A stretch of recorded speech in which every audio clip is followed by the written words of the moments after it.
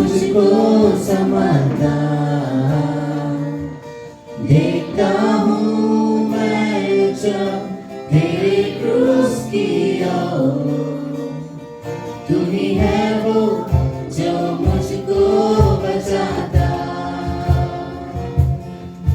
तू ही है वो जो मुझको छुड़ाता, तू ही है वो जो मुझको संभालता। देखता हूँ मैं जब तेरे क्रूस की ओर। तू ही है वो जो मुझको बचाता।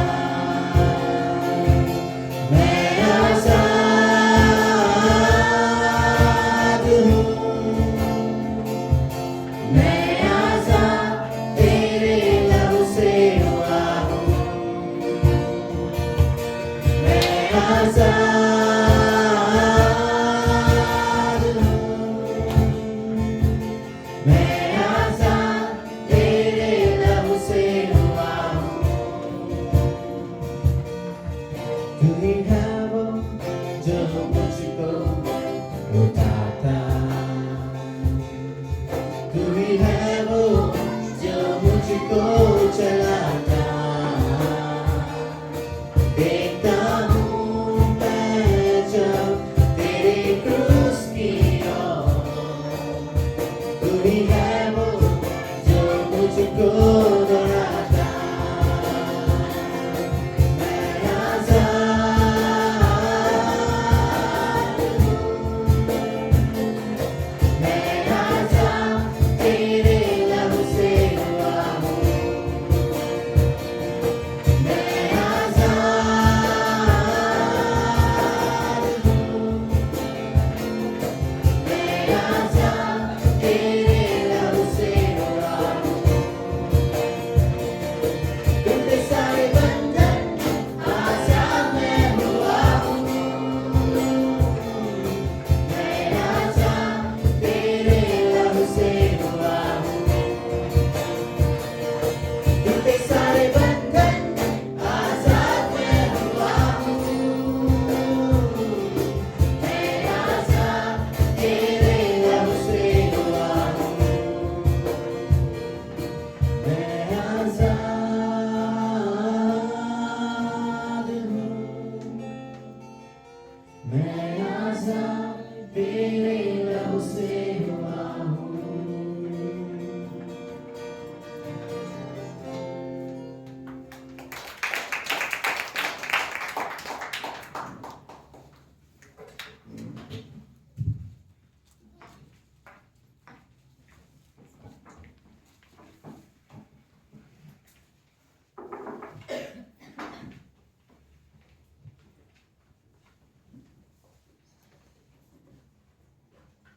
यीशु मसीह की जय। सबको जय मसीह की। आज सब खुश है आज? मैं तो बहुत ज़्यादा खुश हूँ। वो बात नहीं है, पीछे सोच रहा है वही बात है। वो नहीं है, बताऊंगा बाद में। चलो, प्रभु का धन्यवाद हो कि परमेश्वर ने एक मौका मुझे फिर से दिया आपके साथ एक शेयर करने के बाद। मेरा एक्सपीरियंस जो है मैं आपको शेयर करना चाहता हूँ आज कि कुछ दिन पहले मतलब कुछ दिन नहीं, हर महीने को तो कोई घटना घटती रहती है। तो हम मसीहों के जीवन में कुछ ना कुछ होते रहता है, तो हमारे लिए आम बात है। हम प्रार्थना करते हैं, परमेश्वर के पास जाते हैं, वो सॉल्व हो जाती है। तो लेकिन एक चीज़ है जो बार बार हमारे मन में आती है, वो है डर। मैं डर के विषय में आज कुछ कहना चाहता हूँ।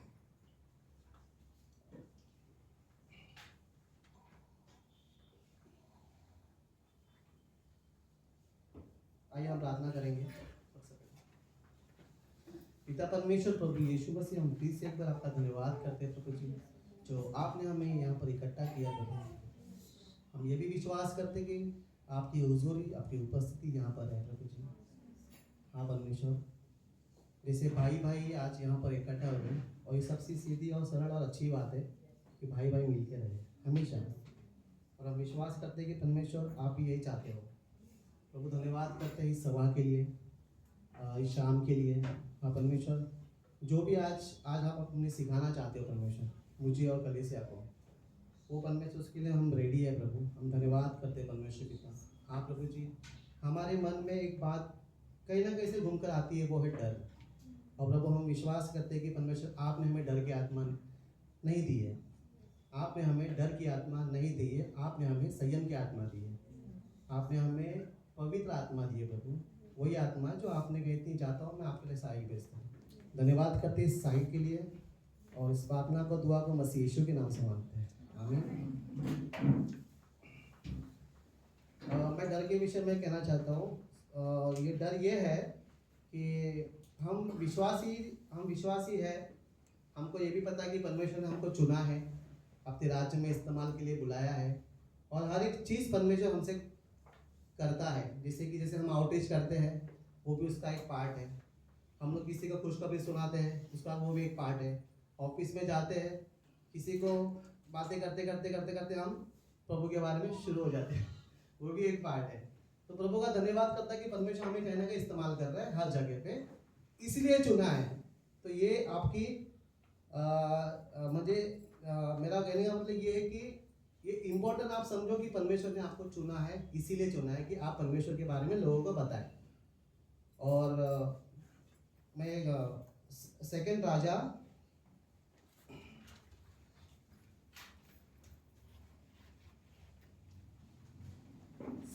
में लिखा है कि मैं आहाब राजा के विषय में कहना चाहता हूँ।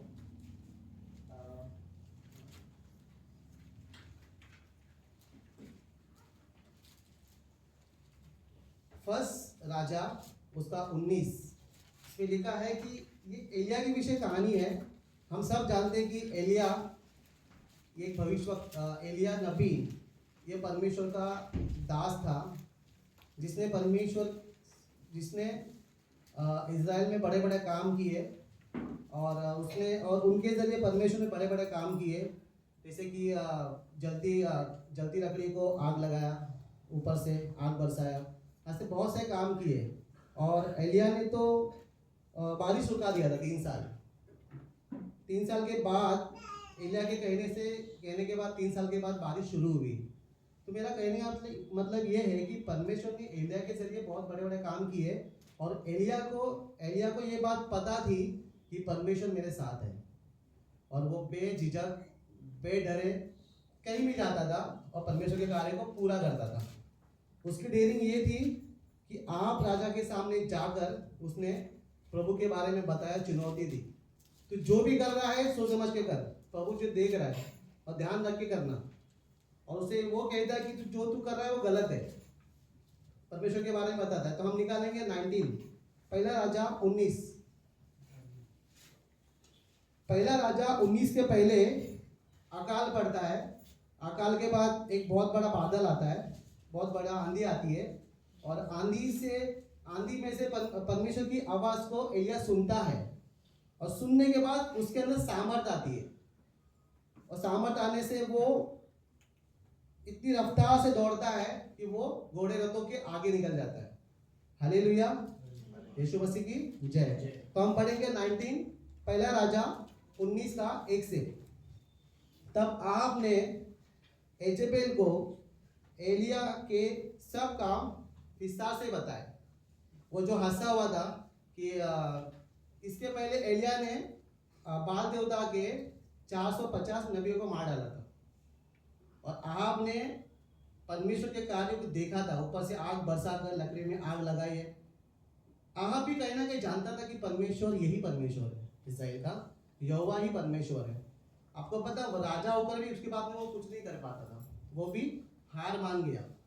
ठीक है, उसके बाद में क्या हुआ, 19 में लिखा है कि आहाब राजा ने इजाबेल को जाके बताया, ऐसा नहीं बात है कि हमारे मतलब बाल देवता के 450 नबियों को मार डाला।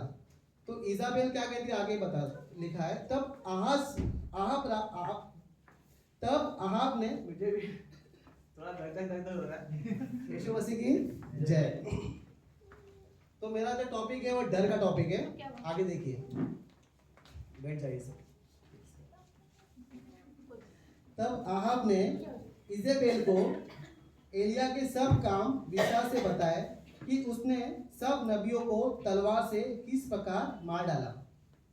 सेकंड 2 में लिखा है, तब इजेबेल ने इज़राइल के पास एलिया के पास एक दूत के द्वारा कहला भेजा, यदि मैं कल इसी समय तक मतलब 24 घंटे के अंदर, टाइम भी दे दिया उसको, यदि मैं कल इसी समय तक तेरा प्राण उनका सा न कर डालूं, तो देवता मेरे साथ वैसा ही वरन उससे भी अधिक करे।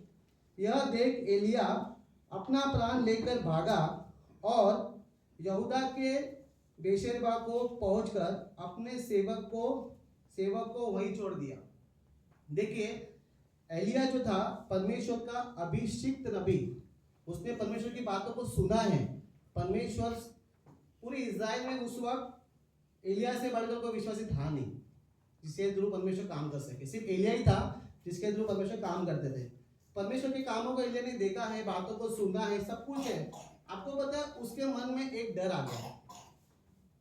तो डिपेंड करता है कि हम भी विश्वासी है, जैसे हम जॉब पे जाते हैं, घर पे है, कहीं भी मतलब घूमते हैं और किसी को खुशखबरी सुनाते हैं, तो भी हमारे भी मन में एक डर आता है। एलिया के मन में एक डर बैठ गया, एक डर आ गया। डर ये आ गया कि अब ये मुझे मार डालेगी।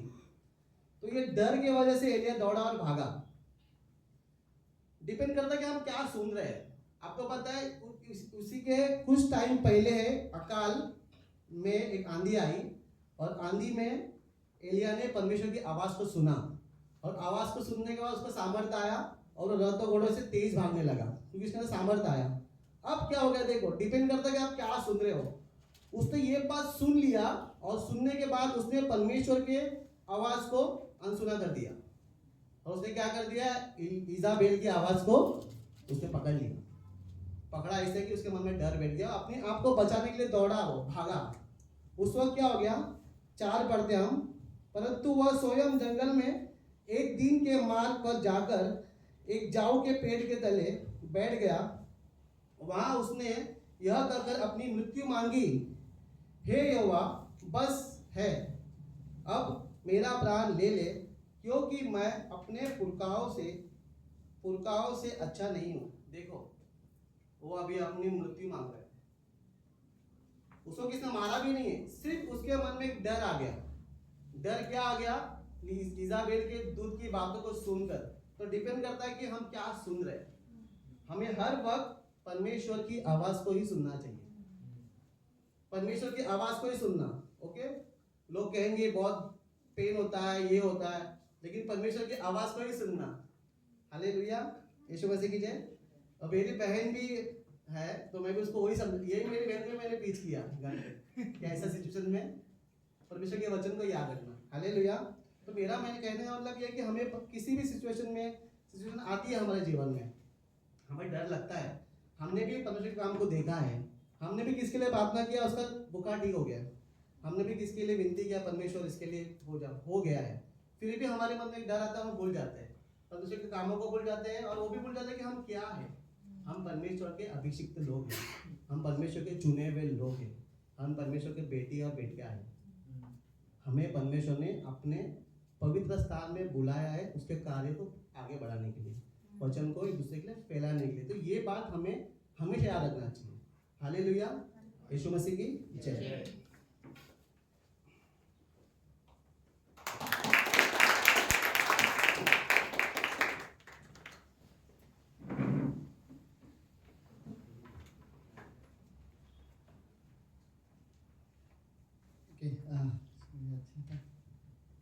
Very good. ओके, हम अपनी जगह पे खड़े होते हैं वचन पढ़ने के लिए।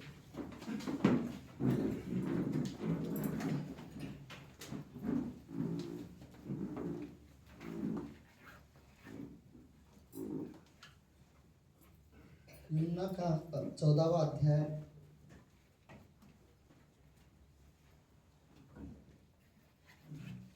10वीं पंक्ति से लेकर 14वीं पंक्ति तक। यूहन्ना की किताब का 14वां अध्याय 10 से 14। क्या तू प्रतीति नहीं करता कि मैं पिता में हूँ और पिता मुझ में है? ये बातें जो मैंने तुझसे कहता हूँ अपनी ओर से नहीं कहता, परंतु पिता जो मुझ में रहकर अपने काम करता है। मेरी ही प्रतीति करो, मैं पिता में हूँ और पिता मुझ में है, नहीं तो कामों के ही कारण मेरी प्रतीति करो। जो वर्ड है प्रतीति मतलब विश्वास करो, राइट।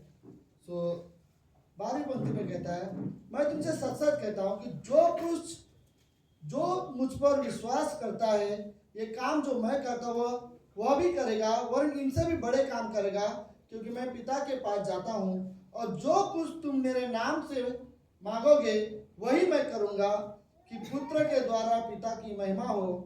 यदि तुम मुझसे मेरे नाम से कुछ मांगोगे तो मैं उसे करूँगा। ओके, तो प्रार्थना करते समय हमें ये है कि हम बिंदास परमेश्वर से जा सकते हैं, राइट। परमेश्वर के पास प्रार्थना करने जा सकते हैं। किसके नाम से जाना है? यीशु मसीह के नाम से, राइट। लेट्स आज प्रार्थना के विषय में हम लोग कुछ चीज़ें देखेंगे और प्रार्थना करते हैं। प्रभु यीशु, धन्यवाद आज की शाम के लिए। प्रभु, हम सिर्फ प्रार्थना के बारे में जानना नहीं चाहते, हम चाहते हैं प्रभु यीशु की प्रार्थना करना हम सीखे भी, प्रार्थना पे निर्भर होना प्रभु हम सीखे। धन्यवाद जो आज हमने संदेश सुना दीपक भाई के। कई बार प्रभु होता है, कई बार हमें हमारी प्रार्थना को उत्तर मिलता है, कई बार हम आपके चमत्कार को भी देखते हैं, हम आप पर विश्वास भी करते हैं, लेकिन डर आ जाता है हमारे मन में। हमें आप पर निर्भर रहना सिखाओ प्रभु यीशु। धन्यवाद यीशु मसीह, धन्यवाद। ये प्रार्थना यीशु मसीह के नाम से करता है, आमीन आमीन।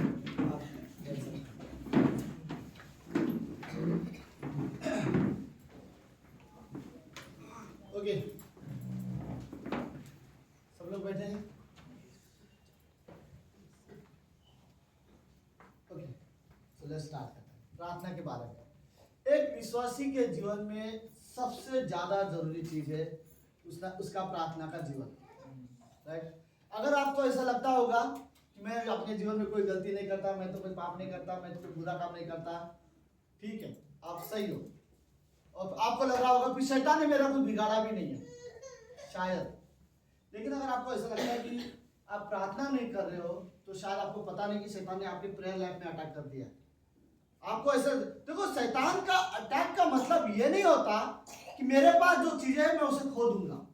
ओके, शैतान का अटैक का मतलब ये है जो चीजें मुझे परमेश्वर के पास लेके आ सकती है वही चीज करने से वो मुझे रोकता है। ये शैतान का रियल अटैक है।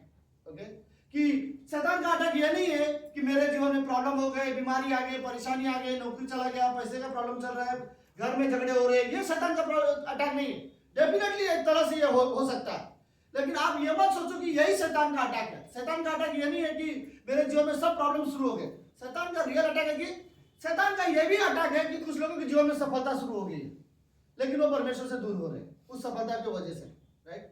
तो ये भी शैतान की ओर से अटैक हो सकता है। तो शैतान का अटैक ये, खास करके शैतान का अटैक ये है कि जो चीजें करके मैं परमेश्वर के करीब आ सकता हूं वही चीजें मुझे करने से रोकता है। जैसे अगर एक विश्वासी को प्रार्थना करना चाहिए, प्रार्थना मुझे परमेश्वर के करीब लेके आता है और मैं प्रार्थना नहीं करता तो शैतान मुझे रोक रहा है, शैतान का अटैक है। आराधना मुझे परमेश्वर के करीब लेके आ सकती है और मैं आराधना नहीं कर रहा हूं, ये शैतान का अटैक है। वचन मुझे परमेश्वर के करीब लेके आ सकता है, लेकिन मैं वचन में बना नहीं, या मैं वचन नहीं पढ़ता, बाइबल नहीं पढ़ता, ये शैतान का अटैक है। आपको लगता होगा मेरे लाइफ में शैतान का कोई अटैक नहीं, मुझे कोई दुख तकलीफ नहीं है। आपको पता भी नहीं है शैतान आपके साथ खेल रहा होगा। आपको शैतान ने वचन से दूर कर लिया, प्रार्थना से दूर कर लिया, ओके, आराधना से दूर कर लिया, और आप सोचते हो शैतान आपके लाइफ में अटैक नहीं कर रहा है। क्रिश्चियनिटी में ये सच में बहुत जरूरी है कि मैं हर दिन प्रार्थना करूं, राइट। कभी कभी प्रार्थना करना ठीक है। पता है आपको एक बात, जो कभी कभी प्रार्थना करता है उसका मतलब क्या है? वो सिर्फ तभी प्रार्थना करेगा जब उसे जरूरत होगी, राइट। लेकिन आपको मैं ये नहीं कहना चाहता आज कि आप प्रार्थना करो। सब लोग सुन रहे हो? ओके, मैं ये नहीं कहना चाहता कि आप प्रार्थना करो, मैं ये चाहता हूं आपका प्रार्थना का जीवन हो, राइट। आपका जीवन ही प्रार्थना का हो। आप हर निर्णय लेने से पहले प्रार्थना करो, आप सोचने से पहले प्रार्थना करो। आप अपने जीवन में कोई भी बड़ी डिसीजन लेना चाहते हो, पहले परमेश्वर के पास जाओ और प्रार्थना करो, राइट। अगर आपके लाइफ में कोई प्रॉब्लम है, आप दोस्तों के पास जाना चाहते हो, ठीक है, जाओ, लेकिन पहले प्रार्थना करो, राइट। सबसे अच्छा सोल्यूशन एक ही है कि आप प्रार्थना कर सकते हो। अगर आप प्रार्थना नहीं कर रहे हो तो बाकी क्या चीजें मुझे समझ में नहीं आता, राइट। देखो मैं एक बात बताता हूँ, जब तक आप प्रार्थना कर सकते हो तब तक कोई भी चीज आपके हाथ से गई नहीं अभी तक, राइट। आखिरी चीज, क्योंकि प्रार्थना में इतनी ताकत है, मैं प्रार्थना में सिंपल चीज है, प्रार्थना में उतनी ताकत है जितनी ताकत परमेश्वर में है। पता है क्यों? क्योंकि प्रार्थना में तो हम सिर्फ प्रार्थना करते हैं, काम तो परमेश्वर को ही करना है, राइट। अगर काम उसको ही करना है तो प्रार्थना में उतनी ताकत है जितनी परमेश्वर में ताकत है। कई बार विश्वासी को ऐसा लगता है कि पता नहीं आप 1 घंटा, सॉरी लेकिन गलत मत समझना, 3 घंटा थिएटर में एंजॉय कर सकते हो, 3 घंटा प्रार्थना करके देखो, नहीं हो पाएगा। पता है क्यों? क्योंकि शैतान अटैक करेगा, राइट। और शैतान नहीं चाहता कि आप ज्यादा प्रार्थना करो, क्योंकि शैतान को पता है आप अच्छा प्रार्थना करोगे तो शैतान आपके खिलाफ अटैक नहीं कर सकता, राइट। आप शैतान के सामने आप मजबूत विश्वासी बन जाओगे। लेकिन कई बार हम विश्वासी प्रार्थना को निगलेक्ट कर लेते हैं, हमारे लिए प्रार्थना बहुत छोटी बात होती है। आप सच में सोचो, यीशु मसीह जो परमेश्वर होने के बावजूद भी धरती पर था, परमेश्वर होने के बावजूद भी उसे लगता है कि प्रार्थना उसके लिए बहुत जरूरी है। तो इमेजिन सोचो हमारे लिए कितना जरूरी होगा। यीशु मसीह को सिर्फ 12 चेले चुनने थे, पूरी रात उसने प्रार्थना किया। आपको पता है पूरी रात प्रार्थना करने के बाद अगले दिन यीशु मसीह ने 12 चेले चुने। पता है क्यों? क्योंकि उसको पता था मेरे जाने के बाद यही 12 लोग हैं जो मेरी सेवकाई करेंगे, राइट। यही 12 लोग जाके परमेश्वर का प्रचार करेंगे, सुसमाचार प्रचार करके लोगों को परमेश्वर के पास लेके आएंगे। इसलिए यीशु मसीह ने 12 चेले चुनने के लिए पूरी रात प्रार्थना किया था, राइट। यीशु मसीह ने आधे से जीवन देखते हो आप, ज्यादातर आप उसे पहाड़ में अकेले जाते हुए देखा होगा, तो वो प्रार्थना करने के लिए गया था। यीशु मसीह ने चेलों के साथ समय बिताया प्रार्थना करने के लिए, 5000 लोगों को खाना खिलाना था, यीशु मसीह ने प्रार्थना किया। हाँ ठीक है, 5000 लोगों के सामने मैं पूरी रात जैसे 12 घंटे का प्रार्थना करूंगा तो ये लोग बर्दाश्त नहीं कर पाएंगे। यीशु मसीह ने क्या कहा? परमेश्वर इस भोजन को तू आशीष दे, राइट। और खाना बांटना शुरू कर दिया। कोई भी चमत्कार करने से पहले खुद यीशु मसीह भी प्रार्थना करता है, राइट। शैतान यीशु मसीह की परीक्षा लेने वाला था और यीशु मसीह अपनी सेवकाई शुरू करने वाला था। 40 दिन उपवास और प्रार्थना यीशु मसीह कर रहे हैं, राइट। अगर प्रार्थना के लिए यीशु मसीह को प्रार्थना की जरूरत हो सकती है तो हमें कितना होगा, राइट। तो यीशु मसीह 40 दिन वो क्या प्रार्थना कर रहा था? वो ये नहीं प्रार्थना कर रहा था कि परमेश्वर आप पूरी मेरी मदद करते रहो, मेरी मदद करते रहो, नहीं। यीशु मसीह चाहता था वो परमेश्वर के साथ बात करना। प्रार्थना का मतलब जरूरत मांगना नहीं होता, राइट। कि मैं सिर्फ अपनी जरूरतों के लिए प्रार्थना में नहीं जा रहा।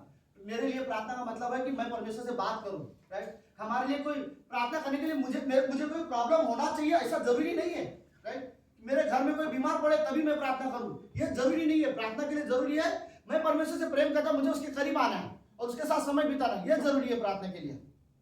तो हमें यह जरूरत है, मुझे प्रार्थना के लिए मुझे परमेश्वर चाहिए, राइट। मुझे परमेश्वर के साथ समय बिताना है, इसके लिए हमें जरूरत है कि हम प्रार्थना करें। देखो प्रार्थना करते समय, जब भी आप प्रार्थना करोगे, प्रार्थना करते समय ये जरूरी नहीं होता कि आपका बॉडी का पोजीशन कैसा है, आप घुटने पे हो, खड़े हो, बैठे हो, सोए हो, फर्क नहीं पड़ता। प्रार्थना करते समय जरूरी है आपका हृदय का पोजीशन कैसा है। क्या आप अंदर से विश्वास में हो, पूरे आनंद में हो, पूरे निर्भर हो परमेश्वर के साथ, पूरा भरोसा है आपके हृदय में कि परमेश्वर पूरा करेगा। अगर उस पर हृदय का पोजीशन सही हो तो फर्क नहीं पड़ता आपको बॉडी का पोजीशन कैसा भी हो। आप खड़े होकर प्रार्थना करो, बैठ के प्रार्थना करो, रो के प्रार्थना करो, आप चलते चलते प्रार्थना करो, चलेगा। लेकिन आपका हृदय का पोजीशन परमेश्वर के करीब होना चाहिए। ऐसा नहीं, कई बार लोगों का प्रार्थना करते समय कई बार लोगों का शरीर का पोजीशन सही रहता है लेकिन हृदय का पोजीशन सही नहीं रहता, राइट। तो हमें यह जरूरत है कि प्रार्थना के समय मेरा हृदय का पोजीशन सही हो, मैं सच में दिल से परमेश्वर के पास आया हूं और परमेश्वर से बातें करना चाहता हूं, राइट। कुछ प्रार्थना शायद ऐसी हो सकती है कि हमने परमेश्वर से प्रार्थना की और हमें उत्तर ना मिला हो, राइट। तो हमें परमेश्वर से नाराज होने की जरूरत नहीं है, ओके। सच में बोल रहा हूँ। प्रार्थना का पता है, बिली ग्राहम की पत्नी ने एक बार एक सवाल पूछा, न्यूज रिपोर्टर वालों ने एक बार सवाल पूछा। बिली ग्राहम बहुत बड़ा प्रचारक है भाई, जब वो प्रीच करता था 40-40 हजार लोग आते थे उसके मैसेज सुनने के लिए। तो बिली ग्राहम की वाइफ को किसी न्यूज रिपोर्टर ने एक सवाल पूछा, प्रार्थना के विषय में आपको सबसे अच्छी क्या लगता है प्रार्थना के विषय में? तो बिली ग्राहम की वाइफ ने जवाब दिया, प्रार्थना के विषय में मुझे सबसे अच्छा ये लगता है कि अच्छा है परमेश्वर मेरी सारी प्रार्थना का उत्तर उसने नहीं दिया, मैं खुश हूं कि परमेश्वर ने मेरी सारी प्रार्थना का उत्तर नहीं दिया। तो न्यूज रिपोर्ट वाले बोलते ये अमेरिका में न्यूज रिपोर्ट के लिए उनका परमेश्वर है, राइट, वो क्रिश्चियन कंट्री है। तो न्यूज रिपोर्ट वाले ने सवाल पूछा, ये कैसी बात हुई कि आप इस बात से आपको यह बात सबसे अच्छा लगता है कि परमेश्वर ने आपकी सारी प्रार्थना का उत्तर नहीं दिया? बिली ग्राहम की वाइफ ने अच्छा जवाब दिया, उसने बोला डेफिनेटली अगर परमेश्वर मेरी सारी प्रार्थनाओं का उत्तर दे देता तो आज बिलीग्राम मेरा पति नहीं होता। बोले मैं शुरुआत में किसी और के लिए प्रार्थना करती थी, आज मैं खुश हूँ कि वो प्रार्थना का उत्तर नहीं मिला। आज मैं खुश हूँ कि आज एक बहुत बड़े मिशनरी, बहुत बड़े प्रचारक की भी मैं वाइफ बनी हूँ। क्योंकि हम कई बार वो चीज मांगते जो परमेश्वर हमें देता नहीं है, देना नहीं चाहता। हम वो चीज मांगते जो हमें चाहिए रहता है। पता है, मैं सीरियसली बोल रहा हूँ, ये अच्छा है कि जो मैंने चाहा वो परमेश्वर ने नहीं दिया, और जो परमेश्वर ने चाहा वो मुझे दिया। राइट, हम विश्वासी के लिए कई बार ये अच्छा है। राइट, अगर तुम्हें लगता है परमेश्वर कोई चीज तुम्हें नहीं दे रहा तो ठीक है, मैं इस बात से खुश होता हूं, जो मैंने चाहा था परमेश्वर ने वो मुझे नहीं दिया, लेकिन जो परमेश्वर ने मेरे लिए देना चाहा है, जो उसने सोचा है वो दिया, वो मेरे लिए ज्यादा अच्छा है। राइट, ओके, जो आपने परमेश्वर से मांगा वो आपको नहीं मिला, जो परमेश्वर ने देना चाहा वही आपको मिला। तो आखिर में आप एक ही वर्ड बोलोगे, धन्यवाद। थैंक गॉड कि जो मैंने मांगा वो आपने नहीं दिया, क्योंकि जो आपने सोचा था वो ज्यादा बेहतर था। राइट, तो हमें ओके, तो हर विश्वासी जीवन में प्रार्थना में एक और चीज होती है, मैं आपको बोलूं, कुछ प्रार्थनाएं हमारी सुनी नहीं जाती। ओके, क्या कारण है कि कुछ प्रार्थनाएं परमेश्वर हमारी इस कमरे में कोई है जिसकी कोई प्रार्थना सुनी नहीं गई है, उत्तर नहीं मिला? मेरे है, और थैंक गॉड में उन प्रार्थनाओं के लिए परमेश्वर ने तो मेरे उत्तर नहीं मिली है। राइट, तो उस समय बुरा लगा था कि प्रभु क्यों नहीं सुना, और आज ऐसा लगता है कि प्रभु थैंक यू नहीं सुना। राइट, सो सीरियसली राइट, अब कोई है यहाँ पर सच में? डेफिनेटली होंगे। बट आज मैं कुछ चीजें मैं आपको बताना चाहता हूँ कि प्रार्थना में बाधाएं क्यों आती है। क्रिश्चियनिटी विश्वासी जीवन में प्रार्थना में बाधाएं क्यों आती है। ओके, उससे पहले हम बाइबल कॉलेज में हम लोग क्लास में मैंने गुरुवार को सिखाया था, तब हम लोग ये बोल रहे थे जब प्रार्थना करते हैं तो सपोज एक आदमी गाड़ी लेके बाहर जाता है, उसको ट्रिप में जाना रहता है, और उसने गाड़ी तैयार कर ली, सर्विसिंग कर लिया, पेट्रोल भर दिया, गाड़ी सब कुछ अच्छा है, रात को टेस्ट भी कर लिया, सब कुछ अच्छा है, और फिर अचानक फिर अगले दिन जब वो ट्रिप में जाता है और गाड़ी चालू करता है, और जब गाड़ी चलाते हुए जब रास्ते में पहुंचता है गाड़ी बंद हो जाती है, और जैसे गाड़ी बंद हो जाती है तो बाहर आता है तो उसको कैसा लगता है? गुस्सा आता है, बोलता है ये क्या हो गया, रात को सब कुछ चेक किया था, पेट्रोल भी डाला था, सब कुछ ट्राई किया था, अचानक इसमें अचानक क्या हो गया कि ये गाड़ी इधर खराब हो गया। तो वो आदमी अब ये नहीं बोलेगा आज के बाद मैं कभी गाड़ी में नहीं बैठूंगा, आज के बाद कोई गाड़ी में नहीं बैठूंगा, दुनिया में गाड़ी पे मुझे भरोसा ही नहीं है, आज से इससे अच्छा मैं चल के जाऊंगा, कहीं भी जाऊंगा चलिए, ना मैं बस यूज करूंगा, ना ट्रेन यूज करूंगा, ना कोई गाड़ी यूज करूंगा, मुझे गाड़ियों में भरोसा ही नहीं है, दुनिया में गाड़ी होते ही नहीं है, ये सब नकली है, ये सब झूठ है, कोई ऐसा नहीं बोलता। राइट, क्या बोलेगा इंसान?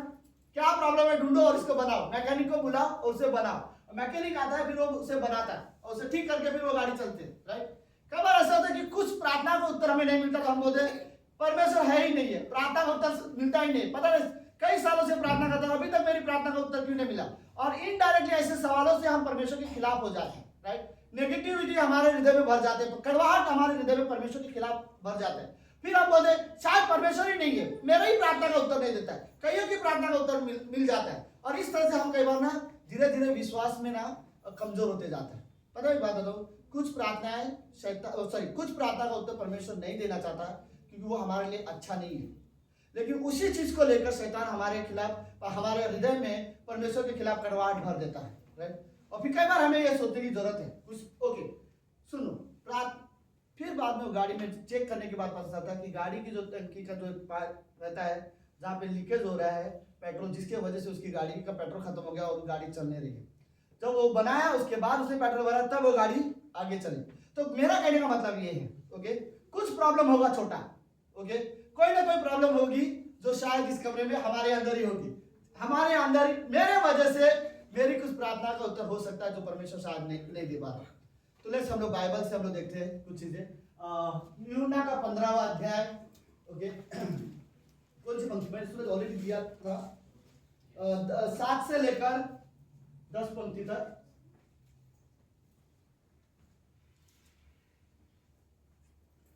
ओके, सब लोग है? लेट्स सी प्रार्थना के बारे में यीशु मसीह ने हमें क्या सिखाया है। ओके, साथी पंक्ति बोलते यदि तुम मुझ में बने रहो और मेरी बातें तुम्हें बनी रहे तो जो चाहो मांगो वो तुम्हारे लिए हो जाएगा। ओके, प्रार्थना का एक कंडीशन है परमेश्वर का, तुम्हें मुझसे मांगना है मैं दूंगा, लेकिन तुम्हें मेरे साथ बना रहना पड़ेगा। मेरे साथ कई बार हम परमेश्वर के साथ जुड़े नहीं है, परमेश्वर के लिए जीते नहीं है, परमेश्वर की योजना के अनुसार चलते नहीं है, परमेश्वर की महिमा भी नहीं करते, लेकिन जब हमें प्रॉब्लम होता है तब आके हम प्रार्थना करते हैं। राइट, तो इसके लिए वो वर्ड बोलता है, यदि तुम मुझ में बने रहो और मेरी बातें तुम्हें बनी रहे। ओके सुनो, आप अपने जीवन, अपने स्वभाव से, अपने चरित्र से, निर्णय से, जो भी आप जीवन में करते हो वो सारी चीजों से परमेश्वर के साथ बने रहोगे। फिर परमेश्वर बोलता है जो कुछ तुम मांगोगे वो मैं पूरा करूंगा। राइट, जो कुछ तुम मांगोगे मांगो और वह तुम्हारे लिए हो जाएगा। अगली पंक्ति क्या बोलती है? ओके मेरे पास 6-7 मिनट है। ओके, मेरे पिता की महिमा इसी में होती है कि तुम बहुत सा फल लाओ, तभी तुम मेरे चेले ठहरोगे। ओके, सब विश्वासी है बाय द वे, लेकिन कुछ चेले हैं इस मसीह के जो फल लेके आते हैं। आप लोग है?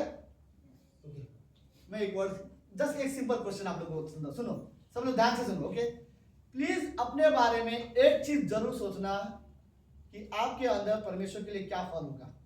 राइट, क्योंकि यीशु मसीह बोलता है जो मेरे लिए फल लाए। तो क्या वर्ड बोलता है?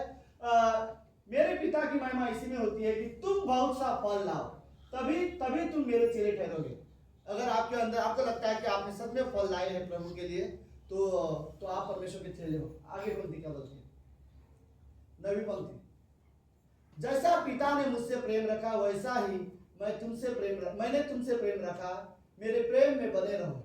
यदि तुम मेरी आज्ञाओं को मानो और मेरे प्रेम में बने रहोगे, जैसा कि मैंने अपने पिता की आज्ञा को माना है और उसके प्रेम में बना रहता हूं। ओके, तो प्रार्थना से पहले हमें जरूरत है कि आज्ञा मानना, परमेश्वर में बने रहना, ये सारी चीजें जरूरत है। ओके, मैं घड़ी भी देख रहा हूँ समय की वजह से मैं अगले 6-7 मिनट का एटलीस्ट दूंगा, क्योंकि मेरे 7 पॉइंट है। 7 ऐसी कारण है जिसके वजह से विश्वासी की प्रार्थना सुनी नहीं जाती। कितने कारण है? 7 ऐसे कारण। सुनो, मैं एक वर्ड बोलना चाहता हूँ फिर से। ओके, अगर इस 7 कारण में कोई भी एक चीज में मैं हूं, तो अगली बार अगर मेरी प्रार्थना को उत्तर ना मिले तो मुझे परमेश्वर के पास आने की जरूरत है। मुझे परमेश्वर पर ब्लेम करने की जरूरत नहीं कि मेरी प्रार्थना का उत्तर क्यों नहीं मिलता। ओके, तो लेट्स वो 7 कौन से कारण है जिसके वजह से यदि हम परमेश्वर से प्रार्थना करते हैं, परमेश्वर हमारी प्रार्थना का उत्तर नहीं देता, तो तुम्हारे अंदर ही है प्रार्थना के बादल, मेरे अंदर है। ओके, परमेश्वर मेरी प्रार्थना का उत्तर नहीं देता, उसका कारण मैं हूं। ओके, तो क्या कारण है? पहला कारण, ओके, शायद हम जानबूझकर परमेश्वर के वचन के खिलाफ जीवन जी रहे हैं, या फिर हम कोई पाप में जीवन जी रहे हैं। ओके, अगर आप जानबूझकर परमेश्वर के वचन, जो परमेश्वर के वचन में है वो उसके खिलाफ आप जीवन जियोगे, या सिंपल चीज, कोई भी पाप में अगर आप जीवन जी रहे हो, मैं आपको बताऊं परमेश्वर आपकी प्रार्थना का उत्तर नहीं देगा। राइट, कई बार मैं परमेश्वर से प्रार्थना करता हूं, लेकिन कोई एक पाप है जो मैं लगातार करके आ रहा हूं, मैं 1-2 दिन से गलती से कोई पाप हो गया, मैं उसके बारे में बात नहीं कर रहा हूं। ऐसी एक पाप जो आप इंजॉय कर रहे हो, जो एक गलत आदत है। लेट्स मैं क्लियर करूं, अगर कोई शराब की आदत है मुझे, ओके, जो शराब के साथ मैं रोज की बात भले बात ना हो, दोस्तों के साथ ऐसी चीजें जो मैं नहीं बोलते ना, ये आदत से मैं बाहर नहीं आ पा रहा हूं, या ऐसी कोई भी आदत हो, कोई भी गलत काम जो परमेश्वर की नजर में एक विश्वासी को नहीं करना चाहिए, जो पाप है, अगर वो पाप मैं कर रहा हूं तो परमेश्वर मेरी प्रार्थना का उत्तर नहीं देगा। तो कई बार लोगों का ये सवाल रहता है, परमेश्वर मेरी प्रार्थना का उत्तर क्यों नहीं देता? कई बार कारण ये होता है मेरे पाप। राइट, मैं एक पाप में जीवन जीता हूं, मैं एक गलत करता हूं, जिसकी वजह से परमेश्वर मेरी प्रार्थना का उत्तर नहीं दे पा रहे। मैं आपको सच बोलता हूं, इस दुनिया में सबसे ज्यादा गहरा रिश्ता आपका परमेश्वर के साथ होना चाहिए। बाकी कोई रिश्ता सही हो नहीं हो फर्क नहीं पड़ता। ओके, अगर आपका रिश्ता परमेश्वर के साथ अच्छा है ना, बाकी सारे रिश्ते अच्छे हो जाएंगे, लेकिन जो परमेश्वर के खिलाफ है वो आपसे अलग हो जाएंगे, उससे कोई फर्क नहीं पड़ता। लेकिन आपका पहला रिश्ता परमेश्वर के साथ सही होना जरूरत है। राइट, अगर आपका रिश्ता परमेश्वर के साथ सही है, आप कोई पाप नहीं कर रहे हो, कोई गलत नहीं कर रहे हो, परमेश्वर आपकी सारी प्रार्थना का उत्तर देगा। राइट, देखो, परमेश्वर, आप विश्वास योग्य हो, परमेश्वर भी विश्वास योग्य है, वो आपकी प्रार्थना का उत्तर देगा। तो आपके लिए जरूरत है। ओके, वरना ऐसा ना हो कि मेरे पाप की वजह से परमेश्वर मेरी कोई प्रार्थना का उत्तर नहीं दे रहा, और उसके बाद मैं परमेश्वर पर इल्जाम नहीं लगा सकता कि परमेश्वर मेरी प्रार्थना का उत्तर क्यों नहीं दे रहे हो। राइट, क्योंकि मैं गलत कर रहा हूं, फिर परमेश्वर कैसे मेरे उत्तर देगा। राइट, तो पहली चीज यही, अगर कोई गलती से जानबूझकर बार बार उसी पाप को मैं कर रहा हूं, जिसको मैं एंजॉय भी कर रहा हूं, तो परमेश्वर मेरी प्रार्थना का उत्तर कभी नहीं देगा। दूसरी चीज, ओके, साहस के साथ हम परमेश्वर के पास जाने के बजाय हम ग्लानि में जीते। मतलब कई बार ऐसे लोगों को लगता है ग्लानि में जीना मतलब ऐसा होता है, लोगों को लगता है अरे मैं तो गलत हूं, मैंने गलत किया है, अब मैं क्या परमेश्वर के पास जाऊं। इस चीज से लोग परमेश्वर के पास जाना छोड़ देते हैं। राइट, देखो सुनो, अगर आपको पता है कि आपने गलती की है, ठीक है, आपको बुरा मानकर अलग होने की जरूरत नहीं है। आपको जब पता चले कि आपने गलती की है तो आपको परमेश्वर के करीब आने की जरूरत है। कुछ लोग प्रार्थना नहीं करते, सोचते अरे मैंने कल ही पाप किया था, आज क्या बाइबल खोलूंगा। फिर अब हम अपने आप को ढोंगी से महसूस करते हैं, इसलिए हम नहीं करने की कोशिश करते, राइट। कई बार लोग सोचते हैं कि मैं क्या चर्च में जाऊंगा, क्या आराधना करूं, क्या अपना हाथ उठाऊं, क्या प्रार्थना करूं, मैं खुद गलत कर रहा हूं। अगर आप गलत हो तो ठीक है, आप परमेश्वर के पास आओ। पहला यूहन्ना का 1:9 में लिखा है, यदि हम अपने अपराधों को मान ले तो परमेश्वर विश्वास योग्य धर्मी है, वो हमारे सारे अपराधों को क्या करता है, क्षमा करता है, राइट। तो हमें यह जरूरत है। ओके ठीक है, अगर मैं कोई पाप कर रहा हूं, मेरे से कोई गलती हो रही है, तो ठीक है, उसका उपाय एक ही है, अपनी गलती मान लो, राइट। आप ये मत बोलो अरे मैं गलत हूं, अब मैं चर्च नहीं जाऊंगा, मुझसे बार बार गलती हो रही है, मैं चर्च नहीं जाऊंगा, राइट। परमेश्वर से नाराज मत हो, नाराज होकर दूर जाने की कोशिश मत करो। आप बिंदास जाओ परमेश्वर के पास और बोलो परमेश्वर के साथ, राइट। 2 साल का बच्चा, 3 साल का बच्चा अगर खेल रहा हो, मस्ती कर रहा हो और उसके वो किचन में गिर भी गया हो, कपड़े गंदे भी हो गए हो, और जब वो अपने माता पिता को देखता है तो वो ये नहीं सोचता मैं नहा लूं, कपड़े बदलूं, फिर आके पिता को मिलूंगा। वो जैसा है वैसा दौड़ते हुए अपने माँ बाप के पास जाता है। उसके माता पिता देखते हैं ये गंदा हो गया, उसको लेके जाते हैं, उसके कपड़े बदलते हैं, उसको नहलाते हैं और उसको नए कपड़े पहनाते हैं, राइट। अगर कोई गलती है तो आप जैसे हो वैसे परमेश्वर के पास जाओ, परमेश्वर आपको साफ करेगा। आप ये मत सोचो मैं अपने आप को साफ करूंगा फिर पिता के पास जाऊंगा। हम बच्चे हैं, राइट, हमारे कपड़े गलत है, हमने कुछ गलत चीजें किया, जाओ परमेश्वर के पास, वो तुम्हें बदल देगा, राइट। लेकिन ग्लानि में जाकर कि मैंने गलत कर दिया, आज के बाद मैं ये नहीं करूंगा, वो नहीं करूंगा, इसके वजह से कई बार हमारी प्रार्थना का उत्तर हमें नहीं मिलता, राइट। तीसरी चीज क्या है, शायद हमने अपने दिलों में कड़वाहट और क्षमा ना करने की भावना को बना के रखा है। अगर आप किसी को माफ नहीं कर रहे हो, किसी के प्रति आपके दिल में सचमुच कड़वाहट है, मैं आपको बताऊं परमेश्वर आपकी प्रार्थना का उत्तर नहीं देगा। याद है परमेश्वर ने एक व्यक्ति से क्या कहा था, अपनी आराधना की थाली को वहीं पर रख और जा और पहले अपने, वो वर्ड बहुत इंपॉर्टेंट, पहले, राइट, पहले अपने भाई से जिसने तेरे खिलाफ गलती किया, तू गलत नहीं है, वो गलत है, जिसने तेरे खिलाफ गलती किया, जा उसे मेल मिलाप कर ले, राइट। क्योंकि परमेश्वर के सामने आराधना की थाली लेके आओगे और अपने हृदय में भाइयों के लिए कड़वाहट लेके आओगे तो परमेश्वर खाली थाली नहीं हृदय भी देखता है, राइट। परमेश्वर बोले थाली अच्छी है, तुम हाथ उठा रहे हो अच्छा लग रहा है, तुम परमेश्वर से प्रार्थना करते बोलते हो सब अच्छा लग रहा है, लेकिन परमेश्वर को दिखाई दे रहा है कि तुम्हारे हृदय में अपने भाई बहन के लिए क्या है, कड़वाहट है। तो सीखना हमें, कई बार दूसरों को क्षमा ना करना मेरी प्रार्थना में बाधा बन सकती है। कई बार दूसरों के लिए नफरत अपने हृदय में रखना मेरी प्रार्थना का बाधा बन सकती है। तो हमें ये चीजों को सावधान रहने की जरूरत है। तो अगर आप किसी को सच में माफ नहीं कर पा रहे हो, अगर आप किसी के लिए कड़वाहट दिल में रखा हो, तो आपकी प्रार्थना का उत्तर नहीं सुना जाएगा। आप क्यों बोल रहे हो, हमारी प्रार्थना का उत्तर नहीं सुना जाएगा। ओके, चौथी चीज, शायद हमारे शादीशुदा जीवन में कुछ तो अच्छा नहीं है। Okay, praise God, right. ये सिर्फ अजय के लिए, अजय बेचारा खुश हो रहा है क्योंकि मेरी शादी नहीं है, तो उसकी प्रार्थना शायद नहीं रुकावट हो जाए। ये बाय द वे ये सच है, सुनो ध्यान से। ओके, पति पत्नी के संबंध में, अगर पति पत्नी के संबंध में कुछ प्रॉब्लम है, ओके, पहला पत्रस के 3 अध्याय 7वीं पंक्ति में कहा गया है, पति पत्नी के बीच में अगर संबंध में प्रॉब्लम है तो उनके प्रॉब्लम में प्रार्थना में बाधा आ सकती है, राइट।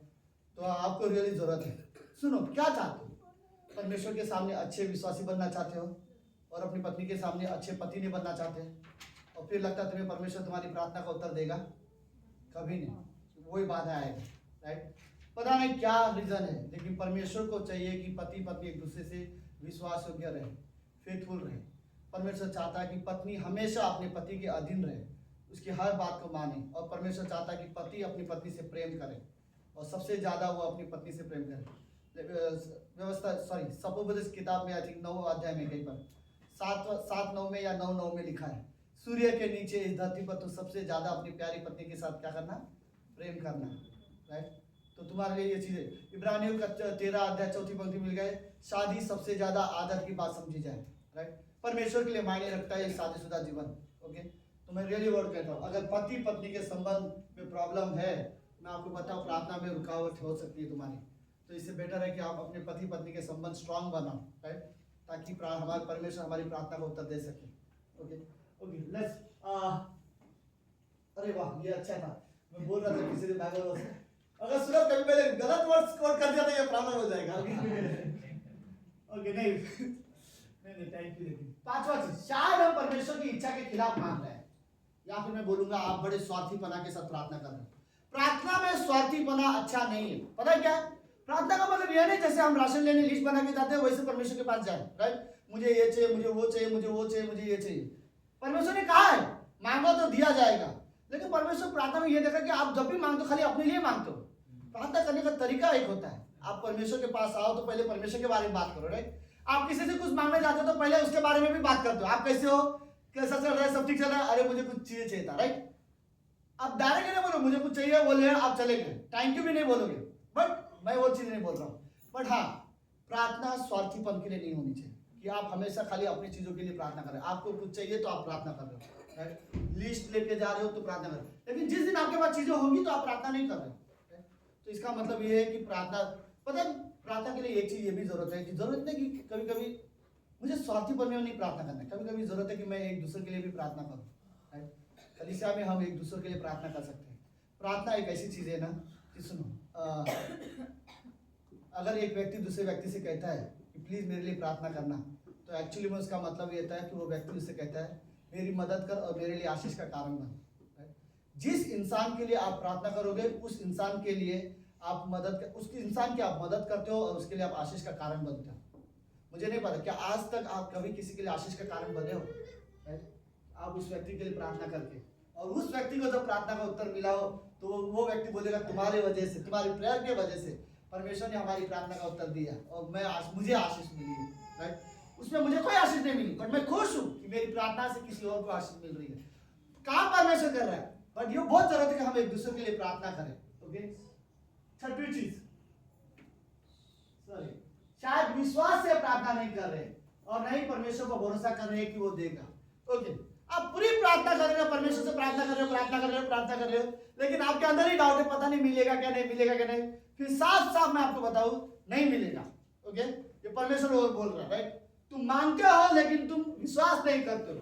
आई थिंक मरकुस की किताब में कहीं पर एक स्टेटमेंट अच्छा लिखा हुआ है, उसमें लिखा है कि तुम क्या स्टेटमेंट है, जब तुम प्रार्थना करो तो प्रतिज्ञा करो कि तुम्हें वो मिल चुका है, राइट? जब तुम प्रार्थना करो तो तुम ये मान लो कि तुम्हें वो चीज मिल चुका है परमेश्वर से, राइट? सो प्रार्थना के बाद सुनो, प्रार्थना खत्म नहीं होती आमीन बोलकर, सब लोग है? ओके, प्रार्थना खत्म नहीं होती है आमीन बोलकर, आमीन के बाद प्रार्थना शुरुआत होती है। पता है आपको? आमीन बोलने के बाद क्या आप परमेश्वर पर भरोसा रख रहे हो कि नहीं रख रहे हो, ये असली प्रार्थना है, राइट? क्योंकि प्रार्थना करके आमीन बोलना बहुत आसान है। आपको एक बात बताता, सुनो, बिना विश्वास के आमीन शब्द व्यर्थ है। ओके, आप विश्वास नहीं कर रहे हो लेकिन आमीन बोल रहे हो, कोई मतलब नहीं उस आमीन शब्द का। आपको आमीन बोलना है तो उसके बाद आपको विश्वास भी करने की जरूरत है, राइट? तो ये चीज। ओके, जस्ट आखिरी में, ओ थैंक यू सूरज, ये वर्स निकाल गए, रुको रुको, ये वर्स हम पढ़ लेते हैं। इसलिए मैं तुमसे कहता हूं मरकुस का 11:24 में कि जो कुछ तुम प्रार्थना करके मांगो तो प्रतिज्ञा कर लो कि तुम्हें मिल गया है और तुम्हारे लिए ये क्या होगा, हो जाएगा। कितना आसान परमेश्वर ने बोल दिया, राइट? यीशु मसीह ने, हो जाएगा तुम्हारे लिए, प्रार्थना करो, विश्वास करो कि तुम्हें मिल गया, हो जाएगा। यीशु मसीह ने बोला ये सब हो जाएगा, राइट? हमारे लिए काफी है। आमीन, आमीन। ओके, आखिरी में, आखिरी है 7। हाँ, शायद मैंने ये वाला चेंज कर दिया है, वो क्लास में मैंने नोट्स अलग सिखाया, वो थोड़ा अलग होगा, लेकिन मैसेज के लिए ये ज्यादा अच्छा है। शायद हम परमेश्वर की आज्ञा का पालन नहीं कर रहे। ओके, ओके, हम प्रार्थना करें, परमेश्वर हमारी प्रार्थना का उत्तर दे, लेकिन हम आज्ञा पालन ना करें, ये कैसे हो सकता है, राइट? तो अगर मैं परमेश्वर की आज्ञा नहीं मान रहा हूं तो परमेश्वर मेरी प्रार्थना का उत्तर नहीं दे रहा है, राइट? जो वो विश्वासी जो सब में परमेश्वर की आज्ञा नहीं मानता, परमेश्वर उसकी प्रार्थना का उत्तर नहीं देगा, ये साफ है। ओके, तो हमें ये जरूरत है कि मैं परमेश्वर की आज्ञा का पालन करूं। आपके लिए क्या अच्छा होगा, आज्ञा मानना या आज्ञा नहीं मानना? आज्ञा मानना हमारे लिए अच्छा होगा, राइट? फिर हमें आज्ञा मानने की जरूरत है। ओके, हमें सच में आज्ञा मानने की जरूरत है। तो हमें, मैं ये वर्ड दूंगा आखिरी में, ओके, कि हमें प्रार्थना की जरूरत है। ओके, प्रार्थना में समय बिताओ, परमेश्वर से बात करो, ऐसे व्यक्ति बनो जो परमेश्वर से बात करता हो। प्रार्थना करने के लिए हमेशा कोई जरूरत होनी, मुझे कोई चीज की जरूरत है जरूरी नहीं है। प्रार्थना का मतलब होता है परमेश्वर से बात करना। जब हम एक दूसरे से बात करते तो इसे बात कर बोलते, राइट? लेकिन प्रार्थना का एक्चुअल मतलब है परमेश्वर से बात करते तो उसे प्रार्थना कहा जाता है। हम जब आंखें बंद करते हैं, हम जब यीशु मसीह का नाम लेते हैं और उससे बात करना शुरू करते हैं, तो हम अंदर से पूरा विश्वास करते हैं कि प्रभु है जो सुन रहा है। मैं अकेला बड़बड़ नहीं कर रहा हूँ, मेरी प्रार्थना, मेरे शब्द वो सुन रहा है। इसलिए पूरा भरोसा के साथ मैं अपने जीवन में जो भी हो रहा हो या जो भी मुझे चाहिए, मैं उस शब्दों में परमेश्वर से बोलता हूँ। एक कमरे में हम प्रार्थना करते, कोई नहीं रहता वहां पर, लेकिन आंखें बंद करके जब हम बोलना शुरू करते तो हम विश्वास करते यीशु मसीह वहां पर है और वो हमारी प्रार्थना को सुन रहा है। जब भी प्रार्थना करो तो जो चीज तुम्हें चाहिए परमेश्वर के हाथ में देखो और विश्वास करो वो हाथ में, उसके हाथ में है, वो दे सकता है। और प्रार्थना करो और वो उत्तर देगा। परमेश्वर ने खुद कहा है मांगो तो दिया जाएगा। तो हमें मांगने के लिए क्या प्रॉब्लम है, राइट? हमें विश्वास करने की जरूरत है। और बाइबल ये बोलते हैं विश्वास करो कि तुम्हें मिल चुका है। आमीन आमीन। ओके, लेट्स प्रार्थना करते हैं। प्रभु यीशु, हम धन्यवाद देते हैं आज के दिन के लिए और एक सुंदर समय के लिए। प्रभु यीशु, आप पवित्र हो, आप जीवित पिता हो। धन्यवाद है, आप प्रार्थना का उत्तर देते हो। कई बार कुछ गलतियां हमारे अंदर होती है जिसके वजह से आप हमारी प्रार्थना का उत्तर नहीं देते। प्रभु, मैं जानता हूँ इस कमरे में कोई नहीं चाहता कि आप उसकी प्रार्थना ना सुनो, कोई भी नहीं चाहता कि आप हमारी प्रार्थना ना सुनो, लेकिन हम चाहते हैं गॉड कि प्रार्थना में बाधाएं ना आए। बाधाएं प्रभु आपकी ओर से नहीं, हमारी ओर से आती है। हमारे गलत निर्णय की वजह से, हमारे पाप की वजह से, हमारी बुराइयों की वजह से, हमारे अविश्वास की वजह से, हमारी आज्ञा न मानने की वजह से, हमारे परिवार के रिश्ते की वजह से अगर ये सही नहीं हो तो प्रार्थना में बाधाएं आ सकती है। गॉड प्रभु, हमें सिखाओ कि हम आपको पूरी तरह से विश्वास कर सकें। धन्यवाद प्रभु, इस हिंदी कलीसिया के लिए धन्यवाद प्रभु। ये लोग जो है गॉड इस कलीसिया के लिए सच में विश्वास योग्य है। प्रभु, मैं आपको धन्यवाद देना चाहता हूँ इन लोगों की लाइफ के लिए। गॉड, आप रियली इन्हें अगुवाई करो। आपने चुना है और आपने अपनी योजना के जरिए इस कमरे में इनको रखा है, इस कलीसिया में रखा है। प्रभु, धन्यवाद इनके विश्वास योग्यता के लिए। ये लोग हैं प्रभु जो आपसे सच में प्रेम करते हैं। मैं प्रार्थना करता हूँ प्रभु, हम सभी को प्रार्थना करने सिखाओ। हम सभी को प्रभु, हम प्रार्थना को हम निगलेक्ट नहीं कर सकते। परमेश्वर पिता, धन्यवाद पिता परमेश्वर, धन्यवाद। ये प्रार्थना यीशु मसीह के नाम से करते हैं। आमीन आमीन।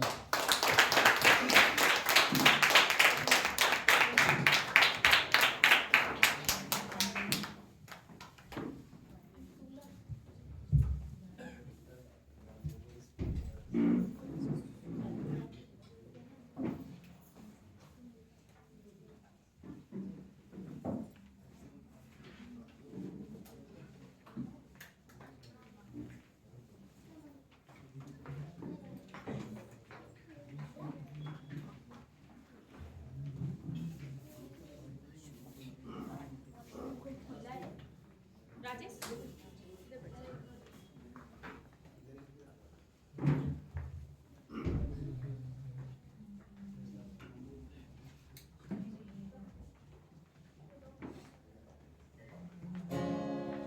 मैं अपने स्थान पर खड़े होते हैं।